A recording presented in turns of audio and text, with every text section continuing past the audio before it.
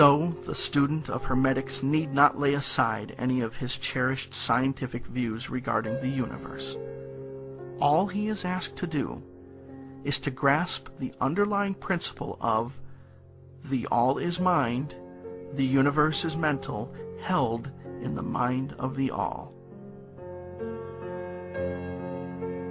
He will find that the other 6 of the 7 principles will fit into his scientific knowledge and will serve to bring out obscure points and to throw light in dark corners. This is not to be wondered at when we realize the influence of the Hermetic thought on the early philosophers of Greece,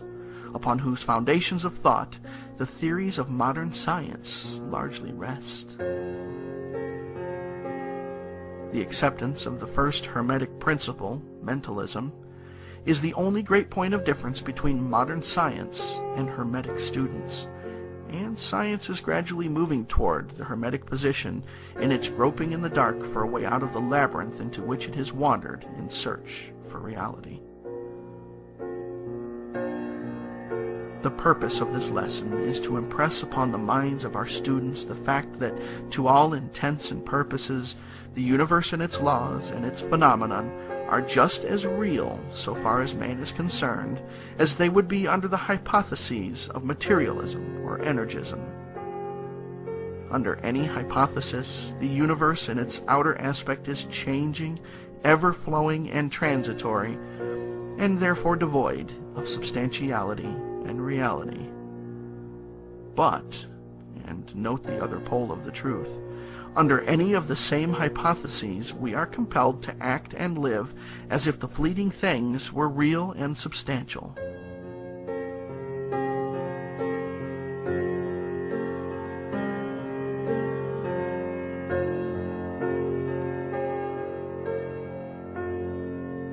With this difference, always, between the various hypotheses, that under the old views mental power was ignored as a natural force, while under mentalism it becomes the greatest natural force.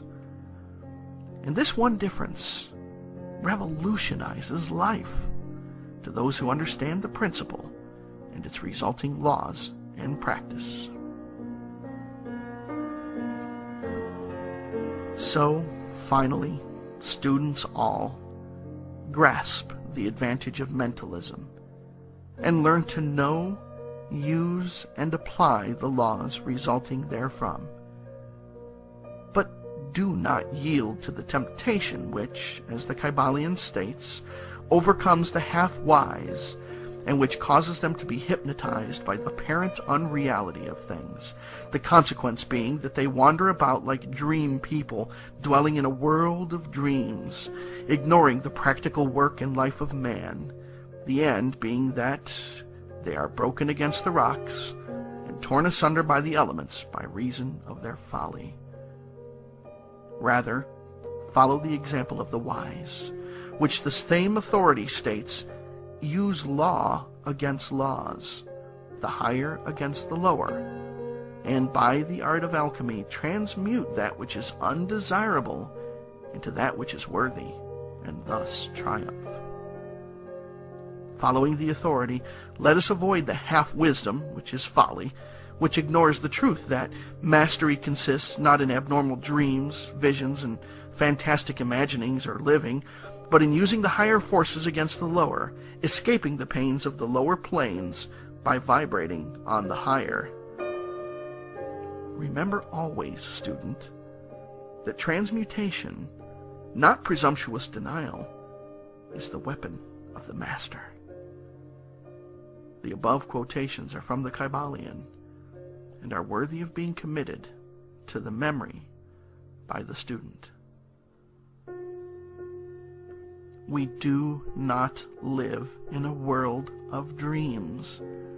but in a universe which, while relative, is real so far as our lives and actions are concerned.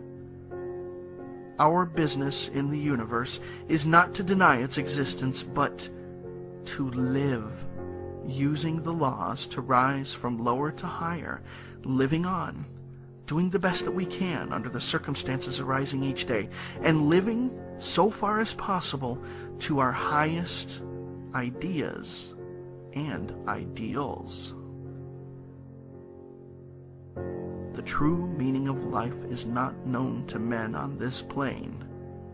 if indeed to any but the highest authorities, and our own intuitions teach us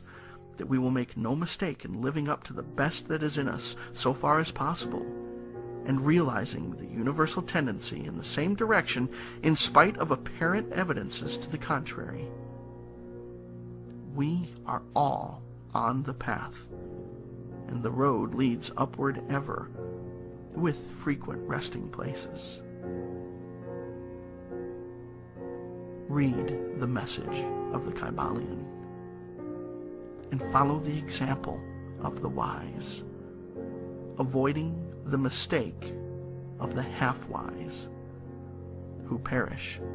by reason of their folly.